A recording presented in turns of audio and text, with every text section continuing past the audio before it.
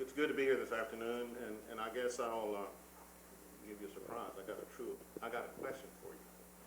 If you were to have landed on these shores in 1607 and you're greeted by folks who have been here for 15,000 years, would you call it the New World? So, yes or no? It's okay. Well, that happened. Folks landed on these shores. They were met by upwards of 32 tribes, and these tribes were really sovereign nations. They were nations that maintained a government-to-government relationship with each other. And these tribes did meet the settlers and actually welcomed those folks in. They probably said, well, one boatload won't hurt, but little did they know. But even when I think back, what history has told me and what oral history tells us is that our folks provided these settlers safe haven. In the winter of 1610, these folks would have perished had it not been for the hospitality, the generosity of the native folks who shared the things that they'd grown the previous year and stored for the winter. The settlers, in fact, found that the tobacco was a cash crop, and they converted every bit of real estate that was available to grow this tobacco. Even the streets in their little towns, they converted to grow tobacco. And when the winter came, they didn't have the provisions to sustain themselves through the winter. So my people did that. But I said there were 32 tribes in this area, upwards of 32, living in this area, the woodland area of Virginia when the settlers came. Some folks have said there were 63 million people here north of Mexico when Columbus arrived, and even in 1607. The census of 1890 said there were 250 million people, 250,000 people like me in what was then the United States of America. And it begs the question, what happened to those folks? Well, the story that I have is the generosity, the hospitality that was afforded by my people to the Europeans wasn't exactly reciprocated in kind. What happened to our folks, most of our folks lived along the riverbanks, and you can understand why. That was a source of food. It was a source of transportation. There was a medium that our folks used to go from different points in the tidal area of Virginia. And we will constantly move back, move further inland. And so what happens when somebody comes, starts taking your land, killing your people? I mean, do you roll over and play dead, or do you defend yourselves? Well, if you read the history books as those that are contained within the primary and secondary levels in Virginia, especially, you read that we were savages, that for no reason at all we would raid villages and kill the occupants. Well, again, let me ask you, what would you do if somebody came to your land, started taking your land, forcing you off your land, killing your brothers and sisters, killing your fathers, killing your mothers, killing your spouses? What do you do? Well, the picture that was painted is that we were savages. So these folks came to the land that had been inhabited by us for 15,000 years, called it a new world, and claimed it as their own. But over the course of time, there were some fixes that were supposed to have been put in place to kind of help us out. Ironically, the Virginia Indians had a treaty with the Crown. So that gave the government a loophole when it came to granting, restoring sovereignty to the Virginia Indian tribes. And today we still don't have sovereignty. And when we look at that, people ask us, why do you want federal recognition? reaffirmation of who we are. Sovereign nations able to govern ourselves, able to take care of ourselves. You know, even today's, the model of government that the United States has was modeled after native tribes. A very robust type of government, representation of the people that was in place when the Europeans arrived. So, you know, the impact or the influence that Native folks have had on this United States of America began in 1607, and it has continued. But the Virginia Indians specifically, why are we here? What are we concerned about around federal recognition? Well, the master plan, in my opinion, and it's shared by many Native folks, is that the Europeans really wanted to get rid of us, and there's a lot of evidence to support that. They tried assimilation. They tried destroying us with weapons of warfare. And they reduced our numbers dramatically. But we stuck together, we persevered. And I think that adversity has caused us to actually redouble our efforts to maintain our identity, to preserve our heritage. Moving on into the 20th century, you would think that the light bulb would have gone off and folks would have recognized that we're human beings and that there's value in preserving and maintaining your heritage. That wasn't the case in Virginia. I had uncles and cousins who fought and died in World War I. And it was 1924 before those folks posthumously were given citizenship. In the United States, no Native American had citizenship prior to 1924. Well, our tribe had struggled, and when I say our tribe, actually all the Virginia Indian tribes had struggled, fighting for reaffirmation of their status as individual sovereign nations. In 1934, the Indian Reorganization Act occurred, and the chiefs of the respective tribes made overtures to the state's government for us to be included in that. And it was met favorably, but an inquiry came back to Virginia, and then the director of the Department of Vital Statistics, Walter Plecker, said, no, we can't do this. There are no Indians in Virginia. And he had systematically gone through and altered birth records, and where he could, and he wasn't 100% effective, but for a lot of folks, he altered the birth records. He said that there are no Indians in Virginia. There are two races in Virginia. They're white and colored.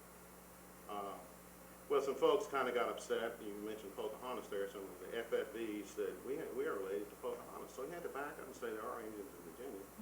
And later on, he said, I shouldn't have done that. He wrote a letter that went to the hospitals, that went to institutions of higher learning, and said, you know, we made a mistake when we let those Mongols put Indian on their birth certificate. They're now marrying white people. What have we done? We have created Frankenstein. You know, we shouldn't have let those Mongols do that. And I'm paraphrasing, but that's the kind of letter that he wrote.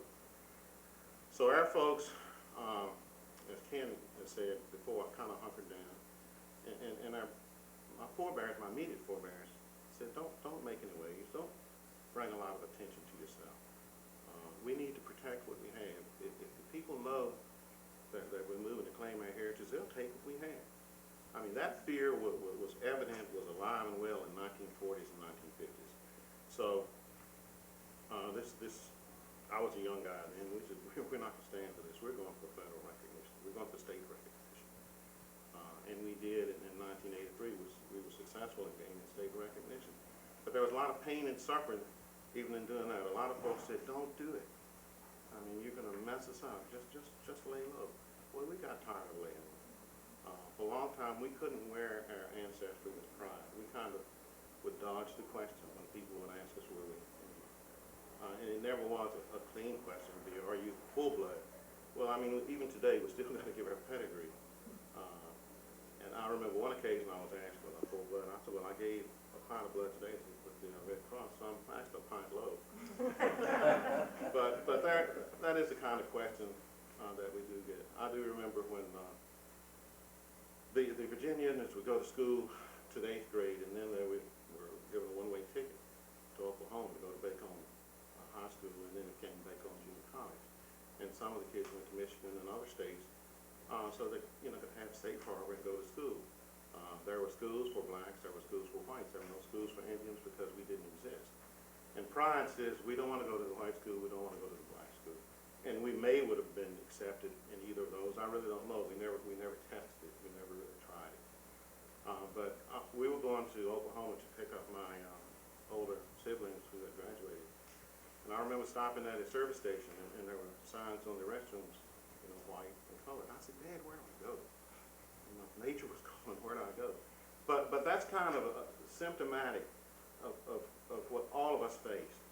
You know, we were a distinct ethnic culture, a distinct race, and a state that recognized two races. And that's probably representative of what was going on all over the South. But we struggled to fit in. We struggled to claim our ancestry and to tell folks who we are. And that went on for years. So while the people out west of the Mississippi were treated wrongly, they suffered lots of abuses. They fared better than we did. They did have schools, and they did have government programs that were providing them health care in meeting some of their other basic needs. We had none of that. And today we hear lots of folks talking about our brothers and sisters and how bad they had it. They don't know our story. And again, I feel for my brothers and sisters west of the Mississippi who had those problems, but they paled in comparison to the problems that my people had within the Commonwealth of Virginia. To be sure, some things have gone on to right those wrongs. In 1997, then Governor George Allen signed legislation that said the state would pay to have our vital statistics corrected. That was a small step in the whole scheme of things, but to us it was a gigantic step. And again, we got state recognition in 1983. The next logical step is federal recognition, and we're going after it vigorously. We've got two bills that you can see in this brochure. It's S 1423 and HR 1938. We'd ask your support, anything you can do to help us get this through Congress. You may ask, why are we going the congressional route versus the administrative route? Wayne's dad went to the BIA back in the late 90s, and he was told, you won't live long enough to get federal recognition if you go through this process. You won't get federal recognition in your lifetime. Well, we buried his dad 2 years ago. And that brings tears to my eyes today. I mean, that's just the kind of reception we got at BIA. Now, we have the documentation. The administrative route doesn't intimidate us from a perspective of not being able to document who we are. But we don't want to wait another 25 years. We've waited 400. And we're not waiting for recognition. We're waiting for reaffirmation or restoration of that sovereignty that we had in 1607. I'm Chief Adams of the Upper Mattaponi. Chief Adkins has given you some of the history of the struggles that we've had in Virginia. So what I'd like to provide with you now is some of the processes that we've gone through to get to where we are, and some of the processes we're going through at this time to achieve federal recognition, or known in the law as federal acknowledgement. The reason it says acknowledgement is it's an acknowledgement that you are an Indian tribe, and to acknowledge your relationship with the federal government. We recognize ourselves as Indians. The Indians all across this land recognize us as Indians. But we want that specific acknowledgement. The main reason we want that acknowledgement is that it's an equal rights issue. There are 562 tribes in this land that have federal recognition, federal acknowledgement. 562 tribes. There are 6 tribes in Virginia that are asking for that same acknowledgement that those 562 other tribes. So, and we feel that it's fitting that it goes through Congress.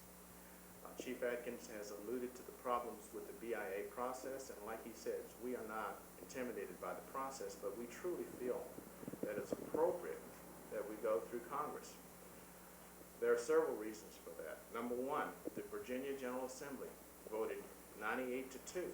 I believe I have those numbers correctly. I believe it's 98-2. And asked Congress to provide recognition to the Virginia Indians. The Virginia General Assembly has asked that. The county in which I reside, King William County, passed a resolution unanimously asking Congress to provide federal recognition. So in that aspect, we think it's appropriate for Congress to do it. We also think it's appropriate for Congress to do it because of the way it happened, because of the situation that occurred. We signed treaties with England. The United States came along. The United States signed treaties with these tribes. So we were sort of there was a little factual problem there. In effect, because the United States was formed, we were no longer recognized, even though we had been recognized by Britain. So I think because of the status of the recognition with Britain, an empire at that time, and the United States Revolution, the revolution of these states formed the United States, that I feel that it's appropriate that we have recognition by the Congress of the United States. So, that being said, we have filed petitions with the BIA. We have had hearings in the House of Representatives. We've had hearings in the United States Senate through the Indian Affairs Committee, the House Resources Committee. Both hearings, from my impression, were favorably received. The hearing in the Indian Affairs Committee in the Senate was voted out of the Senate in October of last year. There has been no vote in the House Resources Committee. We have been up here this morning talking to congressmen and senators, asking them to move this thing along, move this bill along. We have tremendous support from the state of Virginia through all of the people that are working on the Jamestown 2007 commissions, both federal and state level. We have received resolutions of support from all of those, and those resolutions are now sitting in the hands of Congress.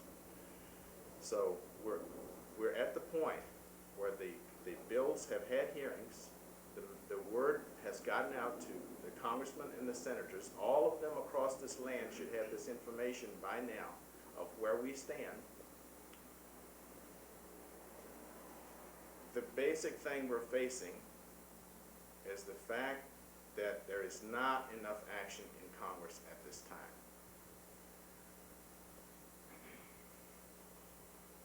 We have opposition in some areas of the Senate. I'm not sure exactly where the opposition is in the House. I'm not sure exactly where any opposition is in the House, but we do have some opposition in the Senate that we're trying to overcome. Some senators, I'm sure, feel that sovereignty, as it is, should be done away with.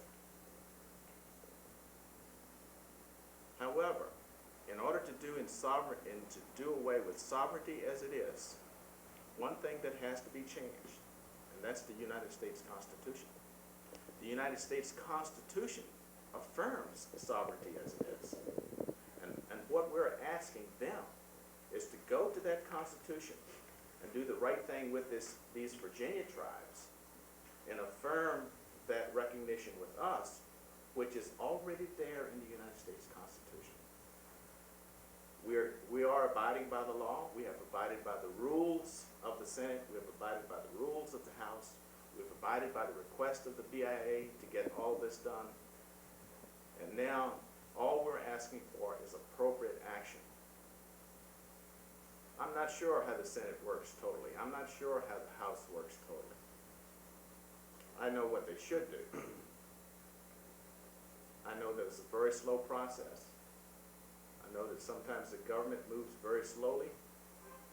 However, I do know also that when they truly want to get something done, they can do it overnight. We are coming up with another situation. Jamestown 2007 is an event that's going to be commemorating the British coming to these shores in 1607. 400 years ago, the British came to these shores. The anniversary of that is in Jamestown 2000, at the commemoration of Jamestown 2007, which is going to be a major event. It's going to achieve worldwide attention. Of course, England's going to be involved. They're going to be here because they sent their folks to this land in 1607. There are going to be other nations involved. We've been asked to participate. We have agreed to participate. One of the reasons we agreed to participate was because those groups that are working towards Jamestown 2007 commemoration on the state, federal level, and there are other smaller groups associated with that, they have signed resolutions of support for us, like I said. But we still have a problem. We have a problem. The problem in my eyes is if we do not achieve the proper recognition by the year 2007, and we're still on board as going along with supporting the efforts of this state and this nation to commemorate 2007. The problem is it's going to be a really sad case. It's going to be a sad case for the Indians in Virginia because we aren't properly recognized. It's going to be a sad case for the state of Virginia because the right thing wouldn't have been done. It's going to be a sad case for the United States of America because the Congress and Senate hasn't approved the recognition. So for all of us, it's going to be sad. Everybody's going to be affected by it in a negative way if this legislation is not properly passed.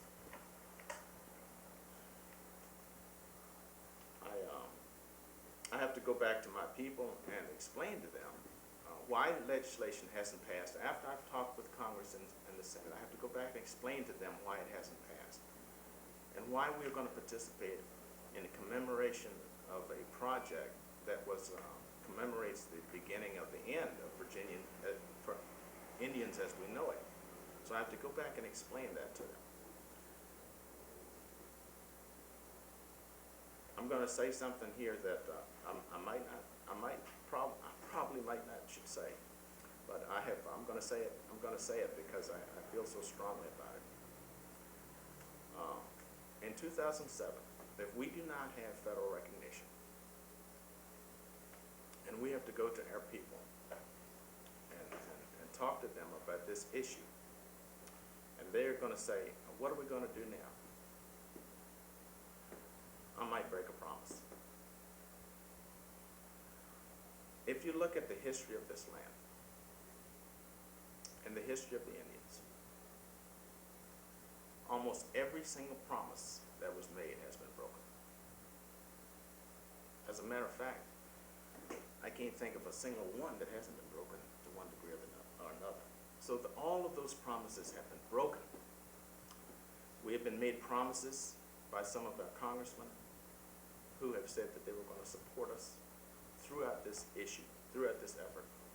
I think some of them have backed away from that promise. I get the feeling that some of the congressmen have backed away from that promise. I'm at the point where if this recognition doesn't come through, I might break a promise. I don't want to do that. I made a promise to work with these Jamestown 2007 people. But I feel like if it doesn't happen, I cannot keep that promise. I cannot keep that promise because it goes against the grain of all we've worked for. It's a matter of dignity for the Indians in Virginia, and it goes against the grain of what we work for. And if the congressmen of the state of Virginia, I'm not saying all of them, there are some that are very, very supportive. But if they can't get this thing done and get it done right, they're going to have a problem in 2007. The problem is there are going to be 100,000 Indians in Virginia working against the commemoration issue.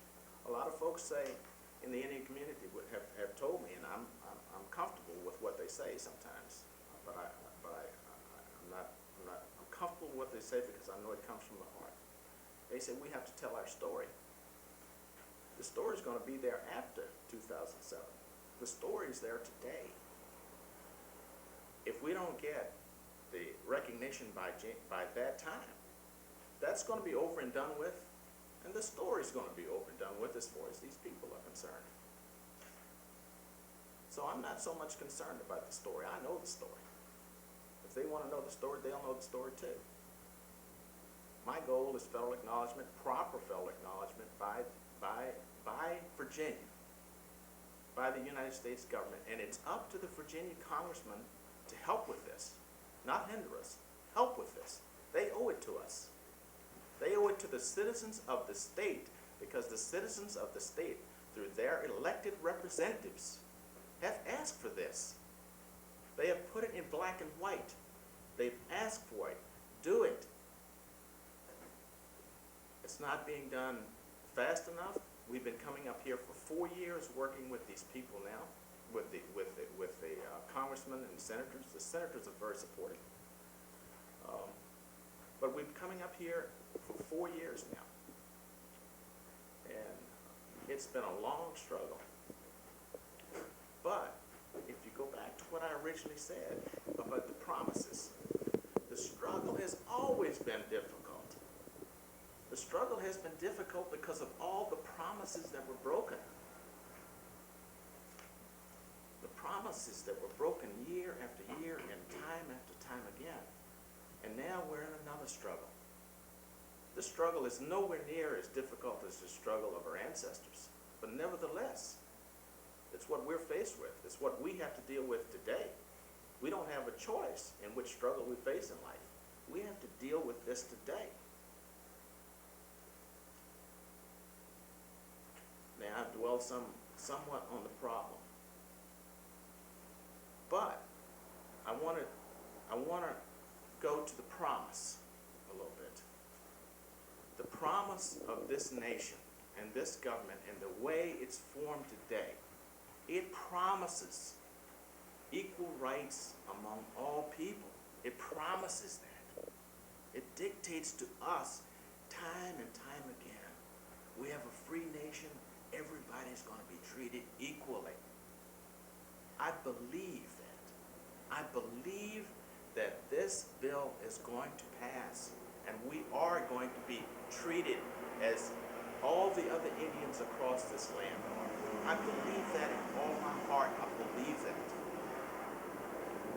I'm going to hang my hat on that from the time I started working on this issue. I've hung my hat on that, and I believe it with all my heart. I cannot deviate from that. If I felt otherwise, I could not be in this room today talking to you about it. I would have given up. I will never give up. I will never give up. My ancestors deserve it from me. I will never give up.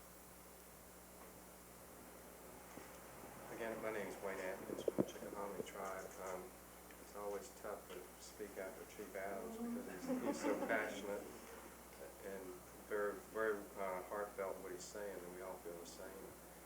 I guess what I'd like to do is go back and fill in a little bit some of the details on our history, and maybe even give you a working definition of sovereignty. Liz is the legal expert and will give us the technical definition. You've heard us talking about sovereignty and recognition and acknowledgement. Basically what we're asking for is the federal government to acknowledge or to recognize that we are sovereign. And in my mind, and I think for most of us, sovereignty means that a group of people determines for themselves how they want to live and what they're going to do. And that's all we're asking, that our sovereignty as Indian people be acknowledged and be recognized by the federal government so that we can make the decisions for our own people. I mean, that's what we do basically now, but we don't have the resources to work with. And being recognized by the federal government will open up some avenues for us. And I don't see it as a promise of anything, but the only promise it is that we have the opportunity to compete with our fellow tribes to get some of these programs and benefits. As has been said before, our ancestors met the English people at Jamestown. And as what turns out is a lot of what happened to our ancestors kind of became the prototype of what's happened to tribes throughout the country. We welcomed the people a little warily. Then when we realized that the English were here to stay, we tried to get rid of them and we couldn't. they again became more and more greedy for land, as Chief Adkins said. Once they discovered the tobacco cash crop, they needed more and more land. As it turns out, tobacco is very hard on the land, and so you have to continue to replenish and move your tobacco crops around. And so they wanted more and more land for tobacco crops and more for living quarters. More and more people were coming over. Eventually women came, families came, and so they were setting up a new country here, a new way of doing things. And so some of the treaties that we have, again, that go back to with the King of England, the Chickahominy tribe is my tribe. We had a treaty in 1614 with the English that, among other things, it said we could continue our own form of government. It said that our chiefs could lead us under our own laws. That's sovereignty. That's the basis of what sovereignty is all about. Again, as the English began to advance, they moved us out farther and farther. And eventually treaties were set up so that we had a certain section of land within the state. If you can imagine, and basically there was one section that would be Indian land in between two rivers, and then east of that river and towards the James River, where Jamestown was, would be the colonist land. There was supposed to be a 3-mile buffer around all of that no one was to live in, kind of a no man's land, if you will. The Indians could use it to hunt in, but they couldn't live there. And again, as those reservations were set up, we were pushed off of that land. Again, that's the very same thing that's happened to other tribes. So 1677 was the last major treaty that we had that involves the tribes that are existing now. Chief Adkins said when the English came, there were over 32 tribes here in Virginia. There are only 8 tribes that remain out of those 32 now. You stop and think about that. How many people were lost through extermination, outright extermination, through disease, through actually some were even deported, if you will, taken from this country and taken to the islands in the Bahamas to live. They were actually taken away from their land so that they could no longer live here. So we dwindled down from 32 to 8 tribes now that are currently officially recognized by the state. 1677 again was when that treaty was done, and again, keeping in mind this was before the United States itself was formed. So when the United States was formed, these treaties should have been honored by the United States, but they weren't.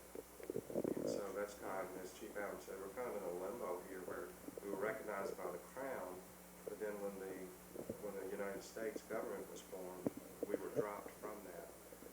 But then you start seeing the U.S. government doing the same thing that the colonists had done as English colonists to us. As the country grew, they began to expand to the west. They began to move people off of their land, setting up reservations. But this time there were treaties that were in place between the Indian people and the governments. And those treaties basically said, this is your land, we will provide for your welfare, we will provide you with food and so forth to make sure that you can live. And again, those promises were broken. So again, you see kind of how the same things that happen to us are happen to the other tribes. That we typically use the Mississippi River as the dividing line. People west of the Mississippi, people east of the Mississippi. So people west of the Mississippi, as the country began to expand, that's where they again began to set up they would lose their prime land and be put on land that the government probably figured no one could possibly live on this land. And as Chief said, it probably was a way to try to exterminate the people in a subtle way. If you take people who are used to roaming, who aren't farmers, put them on a piece of land that won't grow anything and expect them to live off of it. I mean, how much longer can they live? So again, that was the same prototype thing that happened to us. Probably one of the biggest problems that we had was, as has been mentioned, is the Racial Integrity Act passed in Virginia in 1924. Dr. Walter Plecker was the head of the Bureau of Vital Statistics. He was also an activist in the eugenics movement and founder of the, I believe it's called the White Anglo-Saxon Club. I don't want to talk too much about this because Peter Hardin is more of an expert on that than I am, but essentially what happened is the state passed laws that defined who was an Indian. They passed laws that said who could be white. Chief Adkins alluded to the descendants of Pocahontas. The law basically said if you had Indian blood, you were an Indian, except if you had 15/16 white blood, then you could call yourself white. That was Pocahontas' descendants. They were trying to keep from pushing into that no man's land where they would have to be called Indians. And basically, they couldn't even call themselves Indians. They'd have to call themselves colored men. And that just was unheard of and wasn't allowed to happen. So there were laws passed that said if you were at least 15/16 white and the other 16th was Indian, then you could call yourself white again to protect the Bowen family and to let them stay in that privileged group rather than push them over into the depressed group. This Racial Integrity Act had some long-standing effects that I think we're still feeling them today. A lot of our people, because of that, because of lack of education, there were no schools available for our kids, so our tribal families pooled their money, as little as they had, and set up tribal schools. They would build the schools, they hired the faculty, usually it was one teacher for 7 grades, but they did hire the teachers as such, and they paid for their children's education. But most of the schools only went up to 8th grade. And following that, that's where our link to Bacone College in Oklahoma comes in. Many of our students, to finish their high school education, went to Oklahoma to an Indian college. It's also affiliated with Baptist religion, which most of us are Baptist. And so that was our link to further education for the Indian people. They were able to go out and at least get a high school education, and at that time, Bacone was also a junior college, and so we could get 2 years of college education too. And many of our people, sensing the need in the community, went and got that 2 years of education and came back to be teachers in the school system, because that was the big need that they felt our people needed. There were other needs too, particularly lawyers. We would love to have some good lawyers in the tribe, but that didn't happen. We would love to have some good doctors, but the one thing that most people felt they could make a difference was in the teaching profession. Both of my parents were teachers. My mother actually ended her career as a librarian, but she did teach for several years. Another one of the far-reaching effects of the Integrity Act is, as has been said, we couldn't identify ourselves as Indians. Whenever a birth certificate was sent in to the Bureau of Vital Statistics with Indian on it, Dr. Plecker would have that crossed out and have it changed to color. And again, here we are trying to maintain our identity, and somebody with a lot more authority than we had was making these changes. And so that because of that, in one way, I guess, he was trying not to use a weapon against us, but it actually helps us in some ways. He published a list of names and said, if this family name is in this particular county, identifying themselves as Indian, then you should put something other than Indian on it. And it turns out, if you look on that, you'll see all of our family names on that. You'll see the Adams, the Adkins, the Brannums, the Johns, the Costellos, all of the major Indian family names in Virginia are on that list. So even though he was trying to use that against us, in some ways it's come back as proof of who we were. We were saying back then we were Indian people. We were standing up for it. And he was trying to use that against us.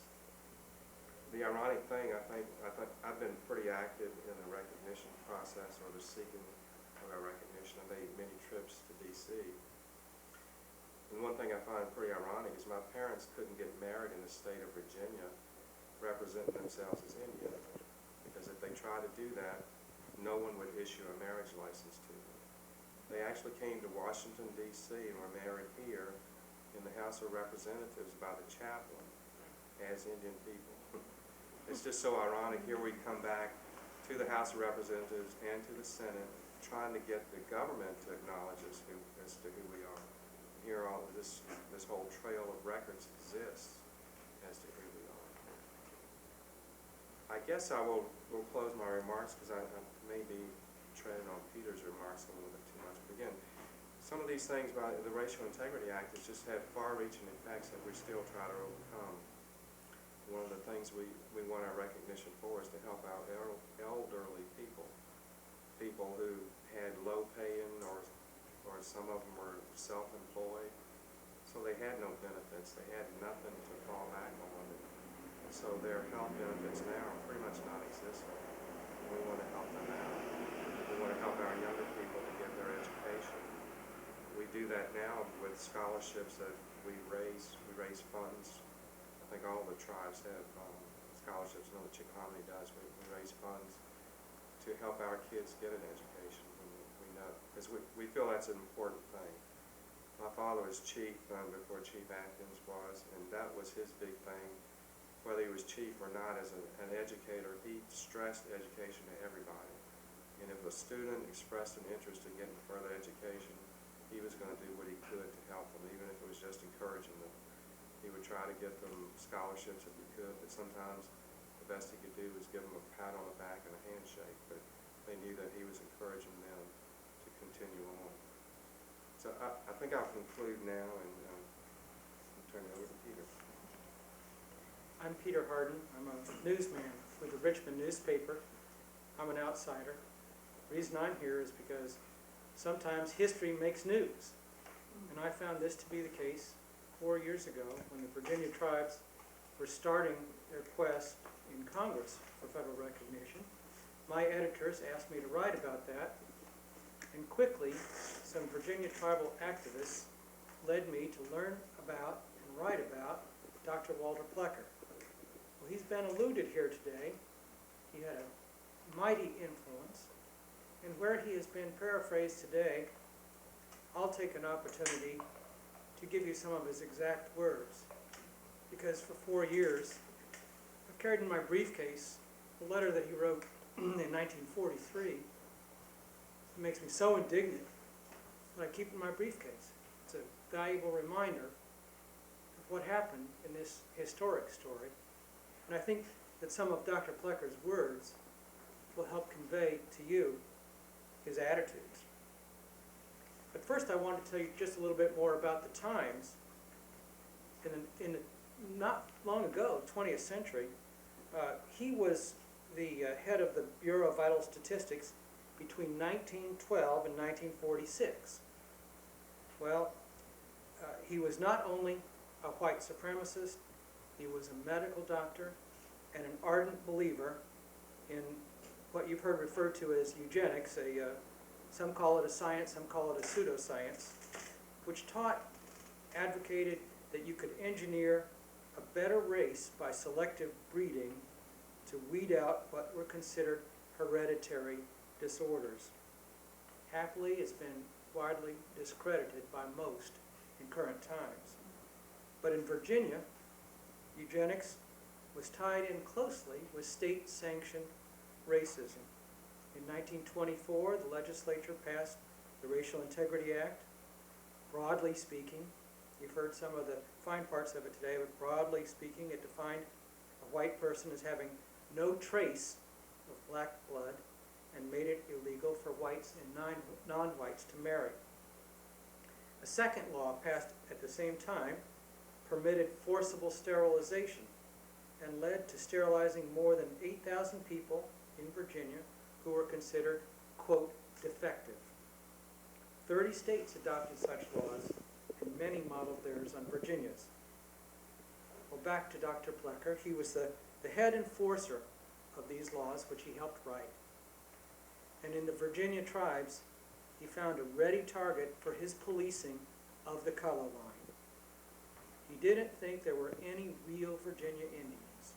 Instead, he thought they were mixed blood people who actually were non-white, and nothing got in his way when it came to classifying them as non-white, whether, as you heard from Wayne, it was changing racial labels on vital records to classify Indians as colored, or providing information to block or annul marriages of an interracial nature. He even investigated the pedigrees of people whom he considered racially suspect, and he testified against Indians who challenged state law. Here are a few examples of what he wrote. These are painful for me to read, but I think it's valuable for you to hear them. Quote, like rats when you are not watching, they have been sneaking in their birth certificates through their own midwives, giving either Indian or white racial classification." End quote. He wrote to the Commissioner of the U.S. Commissioner of Indian Affairs in 1943, the letter I carry around in my briefcase. It is a chilling letter. I'm going to read you just a few excerpts. This is a photocopy from the library archives where I obtained it. Quote, "Hundreds of Negroids are now attempting to register births as, quote, Indian, with the ultimate purpose of passing over and marrying into the white race. Most of these are of Virginia stock, but quite a number are from border states," who went on to list them. He continued, "I am intensely interested in the groups of Negroid pseudo-Indians now trying to register births either as Indians or as white." He went on to describe what the Virginia Racial Integrity Act did and to describe the efforts of his own bureau and its staff to document for many decades the racial origins of people whose vital records it kept. He continued, "Would it not be in order for the Office of Indian Affairs, the federal office, to check up with bureaus of ethnology and the census as to the racial composition of the Indians of Virginia and other eastern states? No one questions the fact that true Indians exist in the West, not the Creeks from Alabama and Georgia. We would be delighted to have you or your representative visit our office and examine the massive original information and pedigree charts accumulated by Miss Kelly, a staff member, showing the racial origin of mixed breeds trying to pass as Indian or white." And then I ask you to listen especially carefully to the last two sentences. "Our own indexed birth and marriage records showing race reach back to 1853. Such a study has probably never been made before. Your staff member is probably correct in his surmise that Hitler's genealogical study of the Jews is not more complete. Very truly yours, Walter Plecker." In 1947, a month before his death, Plecker wrote, quote, "Is the integrity of the master race with our Indians as a demonstration also to pass by the mongrelization's route?" Well, I mentioned that history is sometimes news. So is the response. My newspaper wrote extensively about Plecker in 2000 as the tribes were preparing their bid for federal recognition. Other news media paid attention too. The following year, Virginia's legislature issued what it called a statement of profound regret for Virginia's eugenics history. Governor Mark Warner issued a formal apology in 2002, and governors of 4 other states have followed, the most recent being California, which led the nation in forcible sterilizations. The history of Virginia's tribes dealing with Plecker has been told before the Senate Indian Affairs Committee. Senator Allen told the committee in 2002, "These tribes have faced discrimination and attacks on their culture that are unheard of in most parts of the United States." So far, the Virginia Indians' experience at the hands of Dr. Plecker hasn't led to federal recognition in Congress, as you have so clearly heard. That is a story that has yet to play out and reach its end. We'll be following it. That's current news. Very good. Hi, my name is Liz Walker, and I'm working with the tribes as their advocate in Congress, which is a combination of communications work and some legal work and just general public relations work. And I'm very honored to have learned about their history and gotten as close to them as I have. And when I hear them speak, it touches me so deeply. And I hope that they've had that effect on you. And I would imagine that most people here feel that because you wouldn't be here if you didn't have an open heart and compassion for these kind of issues. But I feel like a role of a non-Indian, maybe a newsman like Peter that's not from the culture, is that I do know what it's like to hear the story the first time, and sometimes how hard it is to hear as a non-Indian.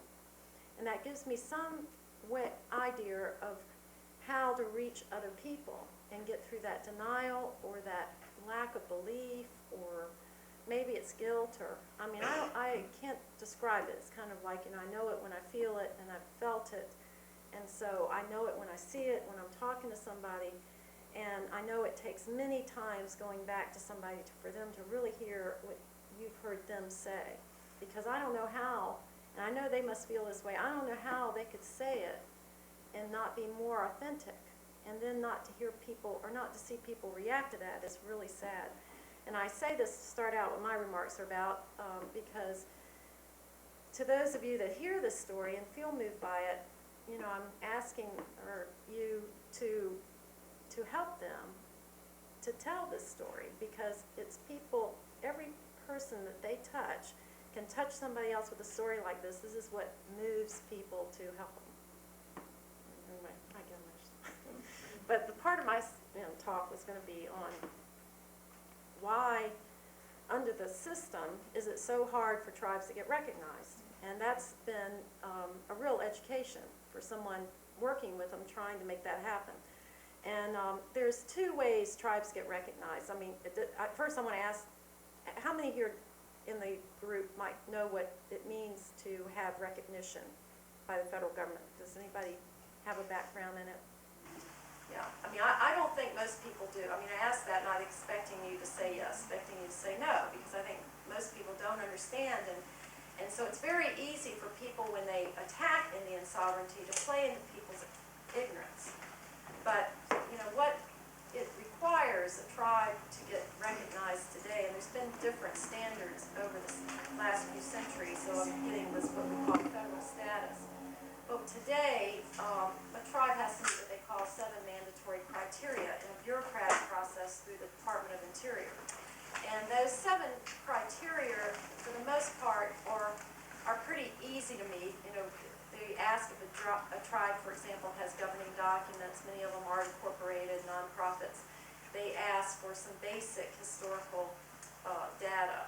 The hard part is just what you heard them talk about, is this proof of their pedigree, the genealogy, dating back from today back to their historic tribe. At least it's lightened up a little bit. They don't have to go all the way back to 1607, but they have to establish a deadline, a date of where they can trace back to the historic tribe.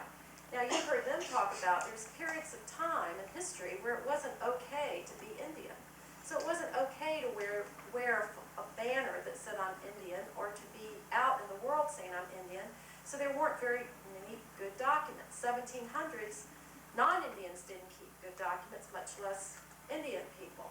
So documentation is going to be a problem for this type of proof, this type of historical proof, because there just may not be a historical proof. But that doesn't mean the ancestors of Chief Adams or Chief Adkins aren't buried in Virginia, and they aren't there. They were there.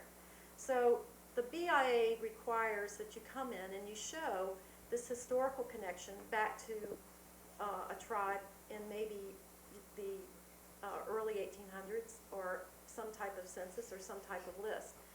And then they have to show through documentation, birth records, the typical ones, what we call primary documentation.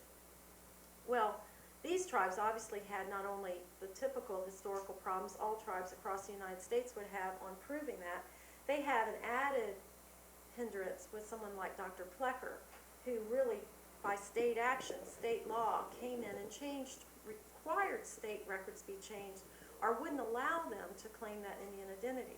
So it was very suppressive in a state like Virginia, and I hate to say maybe it was the worst state on this, but at least of what we know in comparison to other states, it was one of the worst. And so for Indian people in Virginia, I think sovereignty really does mean restoring their identity, because their identity literally was taken from them. And so when you get into a process like the BIA that requires this historical proof, of a proof that you might not be able to ever find in Virginia because it was destroyed, not because it wasn't there, not because it couldn't have been there, but because the state would not allow it, then it's really a terrible injustice for tribes to be forced into that process and then have to Each individual tribe, if they went into the BIA process, would each have to prove separately that this kind of state action existed, and this kind of state action is why they don't have the proper documentation. So, needless to say, these tribes, especially prior to them being state recognized in the 1980s, were intimidated in terms of going into the federal process. And then once they got state recognition, and they had a statute in as late as 1997 by then Governor George Allen, that's when they said, well, now that the state has acknowledged this action and that they actually are going to correct at least the living generations documents, maybe we should consider going in for federal recognition. And when they did go to the Department of Interior and ask about it, they were told that their current generation wouldn't be alive today to see that happen, because the process was so broken. And this is, again, hard to believe, but it's documented by a government accounting report, that it's taking 15 to 20 years to progress a petition through the BIA process. And then many tribes, in order to get final action on their petition, has to sue the government to get under the Administrative Procedure Act action for timely action, because the government has a responsibility to respond in a timely manner. And after you get through 12 or 13 years, you can say that's not timely. But you practically have to wait that long before you have a cause of action against the government to go after them acting on your petition. So when you take the Virginia tribes, they were first contact tribes, and had this kind of state action, is it really fair then in 1997, by the time they get the state acknowledgement of what happened, to put them in a process that takes them another 20 years? They're not trying to jump ahead of other tribes that have been in the process. This is about justice for them. And I think the reason they've gained the support they have gotten in Congress on their issue, that they should come out with legislation acknowledging them, is because it just wouldn't be fair under these circumstances. It wouldn't be justice to make them go back now and then have to go through the humiliation and the very undignified process of explaining the state action and why they might have not have the documentation. And maybe the only thing that proves that they were related to these families was a hit list like Dr. Plecker had. So that's why these tribes have stepped forward in the federal congressional process to ask for political action to get recognized. They did go ahead and file documentation with the department because they wanted to file as much as they could and have to show they're not trying to get out from under any kind of criteria. They're willing to show through their secondary documentation or any other documentation that these families are legitimate Virginia Indians.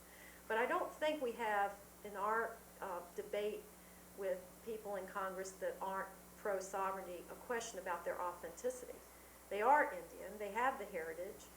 The state of Virginia knows these communities. The General Assembly in Virginia knows these communities. They've endorsed their legislation. The governor's endorsed their legislation.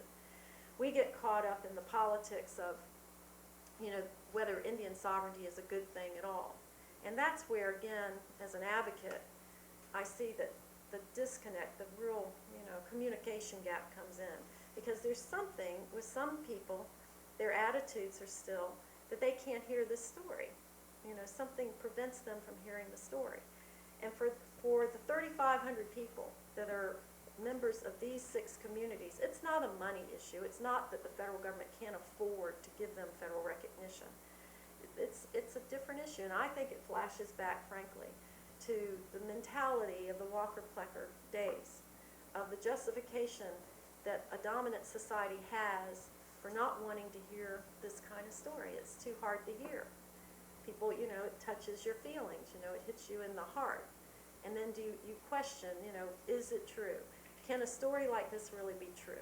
And I think when we hear no, when we hear, sovereignty, some excuse about why it wouldn't be okay to acknowledge their identity, I think we're hitting on a mentality, an attitude that doesn't want to believe this story.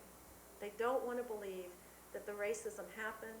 They don't want to believe that these people suffered that. They want to believe that today everything's okay. And I tell them all the time, I say, you say 400 years, that's been long enough. And I said, well, you don't understand. The non-Inder community is saying back, 400 years for what? You have everything today. What do you mean 400 years? And that's the communication gap I'm talking about. How do we take what they mean as 400 years has been too long to what some people in the dominant society say, hey, we're all lucky today. They're lucky too. You know, they're part of us now. So they get to go to public schools, they get opportunity. So what do you mean 400 years for what? Well, 400 years for acknowledging Indian identity, 400 years for someone having pride that it is okay to say I'm Indian.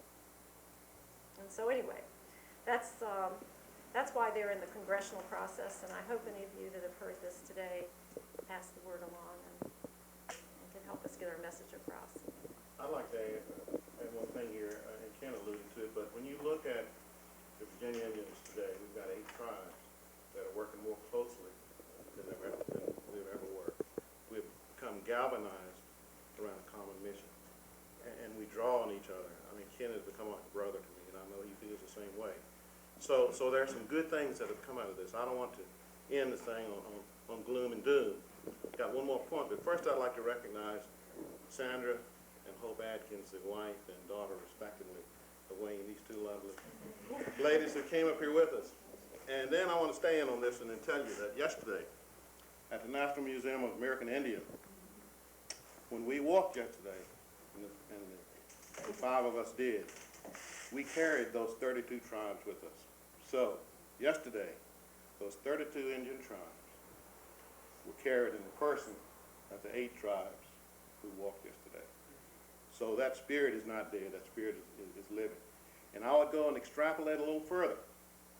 60 million people that were here, the 63 million that were here in 1607, their spirits also walked with us yesterday when we celebrated the opening of the National Museum of American Indians. So we can leave here proud about that. So I wanted to kind of end this on an upbeat, positive note.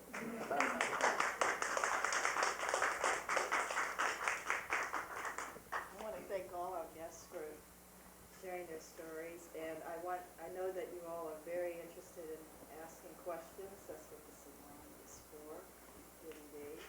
I have a question, maybe for the advocate or anyone else who want to respond to it. But Ms. Walker, you mentioned bureaucratic slowness as part of the problem. But I'm also wondering how well organized is the opposition to the recognition, and what are some of the key reasons given for the opposition? Well, one of the big issues that we've had to overcome is gaming, because now there's a lot of publicity around tribes that have made money off gaming, and they equate sovereignty with Indian gaming. That's to be honest, one of the harder questions. And it's misunderstood, and I don't think the Indian community initially, when they got into the gaming business, did a very good job of you know, talking to neighboring communities maybe to get you know, some of those issues that were concerns of communities surrounding Indian gaming comfortable with it. But with these tribes, their legislation, just to start out with, the answer is they've done it. They've crafted their legislation so they couldn't game unless the state approved it. No automatic compacts to game.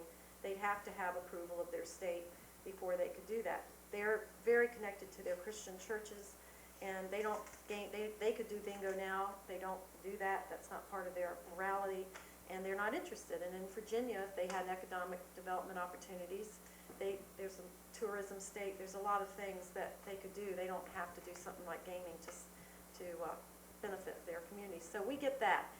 But I think Indian gaming, even with the debate over that, is still sort of an excuse, because sovereignty is something separate than the right to do economic development. And there's a lot of state protections. The Indian Gaming Act wasn't to empower Indian gaming or to create Indian gaming. It was to give states rights to limit Indian gaming, which it does. So it was to balance that power back to the state. So that's a big argument. The other is this concept of, and I should have addressed this initially, somehow you're creating a state within a state, like a sovereign within a sovereign. Well, most of the rights against Indian peoples, whether it's their reservated lands or just their civil rights, it was not by the federal government against the Indian people, because the history of our country. The federal government was fairly weak and got stronger as it went. The state governments were dominant and strong.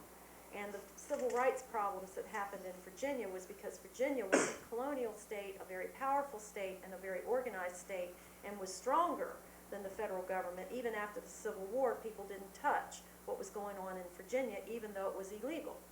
So you had state governments against Indian people. So sovereignty, Indian sovereignty, helps balance that. It helps give that government-to-government relationship with an Indian person to help protect their religious beliefs, their cultural system, their family system, and their ability to live in community the way they would like to celebrate their culture.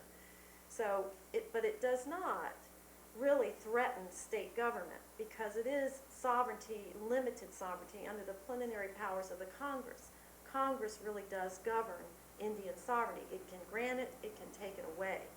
So if in the BIA, and that big bureaucracy is there for that. So it's not the power an Indian tribe has now, the ones that are gaining money, they're getting some economic power, and that's a threat to some states. But actually, Indian sovereignty is not a threat. As they say, there's no boogeyman in Indian sovereignty. But it's sort of a scare tactic that we think we get. And again, all of that, now you've heard this story first, and see how this feels. I mean, as we get into these intellectual arguments around gaming and around states' rights, you're getting real far away from Indian identity. And so that's why I think the advocates go there. They don't want us talking about civil rights and racial harms. They'd rather sit there and kind of debate in an area we don't have much experience in or knowledge about. Ken Adams and Steve Adkins have never run a casino. They don't play bingo. And they're sitting here having to explain to someone why about gaming and the Indian Gaming Act. They've had to learn the Indian Gaming Act to be able to go into Congress to advocate for sovereignty. And that's something's wrong with that. Kind of address, I was just going to expand on that beyond the gaming question, and that there is a strong belief in our country that we should all be just do away with affirmative action. We're all ignore the color line, don't give anyone special recognition. And there's an idea that recognizing tribal governments somehow is un-American, or is granting of special rights to American citizens, setting them above someone else. That attitude exists. And I disagree with it, but that's an argument that is made. And another argument that is made is this boogeyman article that in many states, particularly Michigan, which has a long history of, and Washington State, depending on who's in office at the time, of actively trying to undermine tribal sovereignty because they would like to see state laws, criminal and civil laws, have primacy within Indian country. And by establishing a tribe, recognizing a tribe within the state, that somehow takes a chunk of land outside of state jurisdictional authority and puts it under its own jurisdictional authority. And that's another reason that's given for opposing the recognition of tribes. Did any of you want to respond to that? I agree. We hit the nail on the head there. It really is, Liz alluded to it too, it's about power and the loss of power. That's what I feel the big opposition is, and that's why a lot of people don't want to recognize sovereignty, particularly economic power. People who have the money are seen to have the control, and a lot of tribes are making a lot of money now, and it's scaring people, I think. So that's one of the big things. And we've talked about why we would like to have recognition. That one of the big things that we've alluded to a lot, I guess, is just the pride, restoring back to us and recognizing who we say we are, having the government to say that too. That's really what a lot of recognition is about. We would like to have these opportunities for economic development, and education, and healthcare, and housing, everything else that goes along with it. But it's really about pride It's also about honoring the ancestors. Many of you may not know that, you probably know that museums have studied Indian people for years, and they're, I think in Mr. West's speech yesterday at the opening of the museum, he said there were 18,000 skulls, Indian skulls, in a box, and he saw those for himself. Us as non-recognized tribes, there's no obligation to return those skulls back to us so that they can be reburied properly. That is a big thing that we're looking for. We want to be able to take the ancestors that have been studied and housed in a box like they were rats or rabbits or whatever, and we want to be able to put them back in the ground respectfully. That is a big thing for us. It's called repatriation, if you're not familiar with the term. Because there's a law that deals with that, but essentially it says that federally recognized tribes have the option of requesting that from government-funded museums. I think it's just government-funded museums. And those museums have to honor those requests. We can make those requests and the museums don't have to listen to us. Some of them are doing it just out of the goodness of their heart, but they're not required to do that. The question again of sovereignty, I think it is a philosophical thing for some folks. They say we just don't want to grant sovereignty to folks and put them kind of in that special category. But the Constitution says in return for that 98% of real estate that the Indians ceded to the government, you've got a constitutional obligation to respect that treaty and regard these folks in a sovereign status. Now, we as Virginia Indians ceded our land to the Crown, and then what wasn't ceded, the Commonwealth of Virginia took, except for 2 reservations. So for those 32 tribes who had distinct land bases, all of it has gone except for 2 reservations. But again, part of that Constitution, part of that treaty, I should say, that we had with the Crown, said that in return for ceding those lands, we would be granted that sovereign status in perpetuity.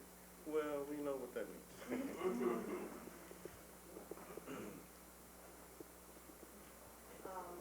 Would sovereignty have a big economic cost to Congress?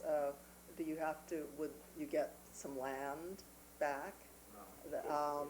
Would you? I'd like to answer that. Would there be lots of programs, resources that would go to the tribes? I know you said they're not very big. That's a question. That was a question, and that question was raised in the hearings that we had, and the question was, how many people are we talking about? How many people are we talking about?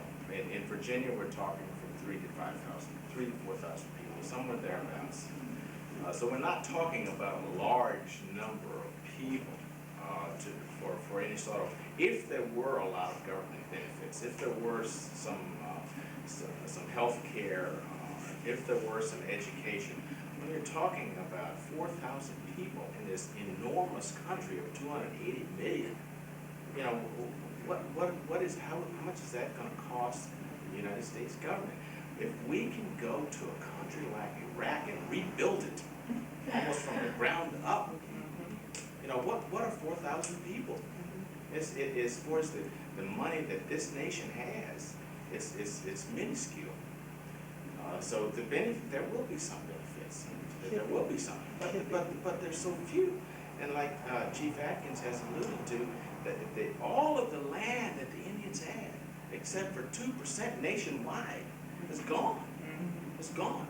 And in Virginia, And that's in jeopardy. and in Virginia, it's not even 1%. It's probably 1/2 of 100%. It's nothing. So there's very little land left. There's only 2 spots on the rivers of Virginia that the Indians own land today. Out of all the rivers that they flowed upon freely years ago. There are places in Virginia you can take your boat or canoe and get off, and you can't even step on the land because it belongs to somebody. You can't even step on the land. So it's like, you know, everything's been taken, so any little bit that's returned is so minuscule in the process. But if you were, are they afraid that if you're given sovereignty, you're going to sue and get more land? The privilege to sue is already there. The privilege to sue has always been there. You can sue anybody in this country. We all know that. So the privilege to sue is there. We have purchased land these tribes have actually purchased their own land back from the areas that we lived in. The school that we had when I was a child, I went to this school when I was a child, the land was basically donated to the county. The school was built by the Indians, but it wasn't recognized officially until we transferred the land to the county. 50 years later, when we tried to we had to petition the county to actually get our own land back. During this desegregation era, when the schools all melded together, our school, the children that went to our school were transferred into another school, of course. At that point, the school that had been ours many, many years before, which we had to transfer to the county in order to gain proper education, then this county kept it. 20 years later, we went back to the county and said, hey, we want our school and our land back. 2 acres, that's it. 2 acres, that's it. We had to have a formal hearing. We had to have a formal hearing with the Board of Supervisors, and some of the Indians in the state and other tribes came and testified on our behalf, and we got our land back. So they have taken and taken and taken and taken. If any little bit comes back in the form of grants, or form of health care, or form of education, it's nothing. It's nothing. Let me add to, and Ken gave you a success story on getting back Sharon School. The Chickahominy, where you saw a church, it's his school. Because we built the churches, we built the schools. Well, the Chickahominy gave land to Charles City County to build a school. And we helped build a school. And the county said, well, if this land ever becomes superfluous, it'll come back to you. Well, it came superfluous, we asked for it. And after paying them $60,000, we got it back. So the point that I'm making is, and both of those we consider success stories. Ken had more success than we did. But around the land issue, if we have a compensable land claim, we don't get the land.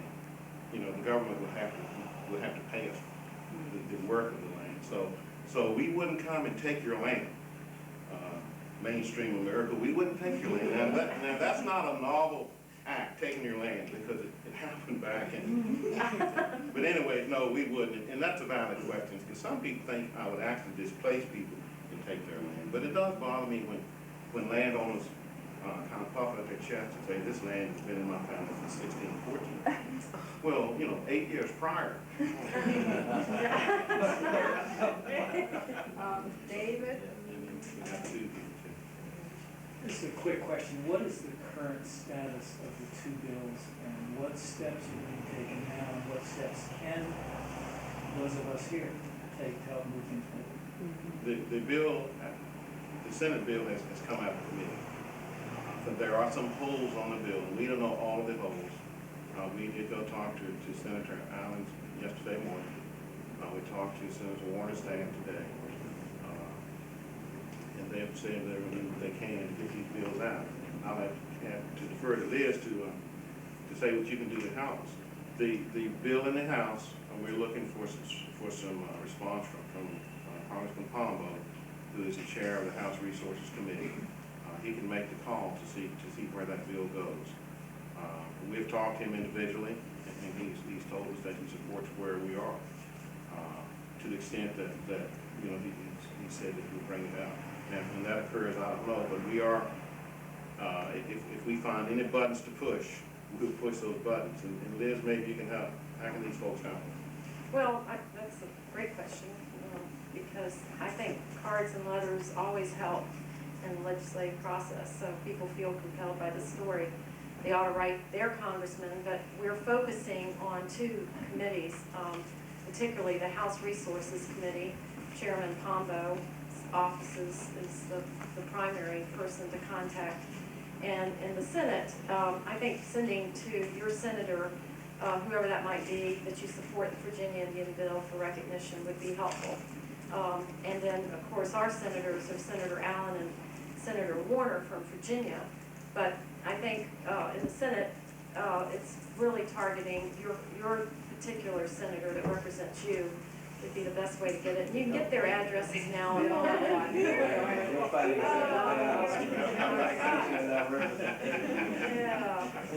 Yeah. Well, your relatives in other states. Yeah.